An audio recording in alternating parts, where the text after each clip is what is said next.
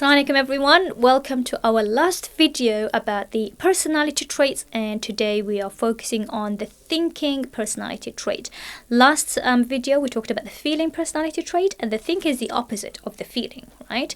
So thinking, where the decisions come from the heart, feeling, the decisions come from the heart, the thinking, the decision come from the logic, right? So decisions are all logical. So thinking individuals will put all emotions aside, and all the decisions will come from logic, right? So there's a need for them, because of their logical thinking style, there's a need for them to criticize ideas. So when you guys having a conversation, for example, and there is a thinking individual in the group, they will be criticizing ideas. They don't mean to criticize you, to criticize that idea. They just, because their brain thinks logically. So they might think, if you tell them an idea, they're like, okay, why? Let's explore it a little bit more. Let's go deeper, down, analyze it. So they might come across as being critical, but they don't mean to be critical. They just, for them, it's natural. It's part of them to criticize ideas.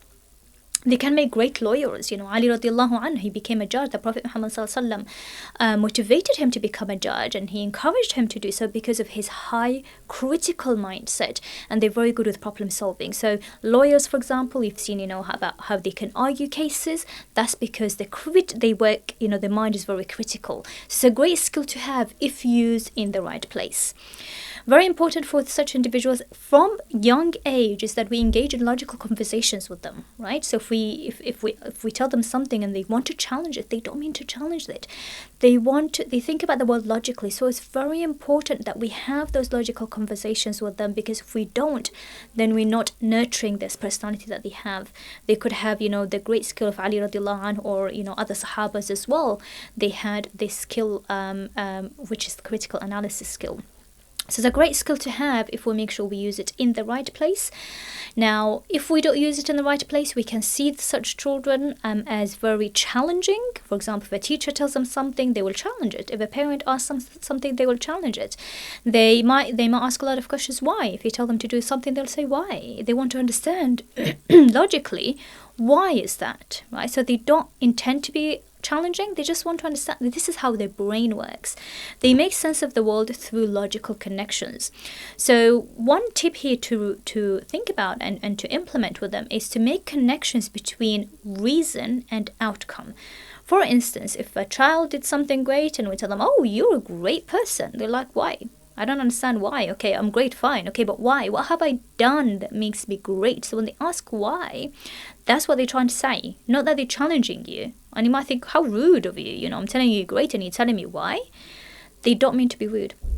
They're trying to understand, what is it that I've done that makes me great? So you'd connect to say you're great because you helped your brother, for example. You're great because, you helped your mom today, the housework. They're like, oh, okay, that's why I'm great. So they connect in between the reason and the outcome. I'm great because of that. So that connection is very important for them. Their brain works logically. Their brain works through a connection between reason and outcome. Right? And that's where the logic comes in place. So we need to make sure that we engage with them in such conversations. When they ask questions, we need to answer them logically so they can make sense of things. Otherwise, we're not nurturing such a great talent. So we can nurture it through making sure that we actually do engage them in logical conversations. If we're not able to do it ourselves, we allow them to take part in, discussions, and whether it is at home or in clubs or wherever it is. But these kind of, conversations that can get the logic to work. And also because they're very logical, they may come across as very critical, as mentioned. So it's important for us to respect their opinions, to understand how their brain works, and to respect that. Because when they constantly criticize for being challenging or for being rude, we're not going to nurture such a great quality that they have. We're going to be hindering it. So we need to make sure that we respect their opinions. But they do need a bit of training in expressing themselves, because they can come across, as I mentioned, as critical. If we have a thinking individual and a feeling individual, the feeling is very sensitive, right? And if we have a thinking individual telling the feeling individual, oh, what you've done is so wrong, the feeling individual will be like, oh my God, that's a personal attack, as I mentioned in my previous video. So the thinking individual, they need training on how to express themselves in a way that we accommodate for people's emotions as well. Because what they do, as mentioned, they put their emotions aside, they think logically.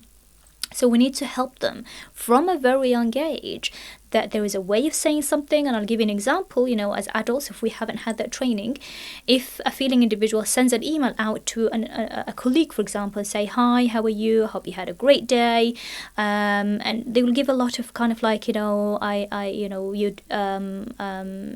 how is everything? I hope your day was great. I hope your family are well. And then they'll ask what they need from them. That's the feeling individual, because they accommodate for emotions. A thinking individual might dismiss all of those questions about how are you, how's family, how is the work, hope your day is great. They will dismiss all of that and they will just answer the question, right? So the feeling individual might feel, okay, why are they not answering? Why are they not telling me how they are? So we need to train them to say, okay, when you send an email out, you can start it the same way. Hi, how is everything? How is family? How is your day? I hope your day is great. And then they ask their question. So we train the thinking individual that this is how we can deal with the world, right? It's not just about saying, things as it is. It's about wording it in the best way that we don't for others not to feel that they are being attacked, all right? So we are accommodating for their needs. So they need that training from a very young age. Otherwise, the skill is great. The thinking individual, they have very high logic, they have very good analytical skills, and they have great problem-solving skills. So we need to make sure that we nurture those skills. And if there is the challenges, we just deal with it in a way to help them to express themselves in the best ways possible.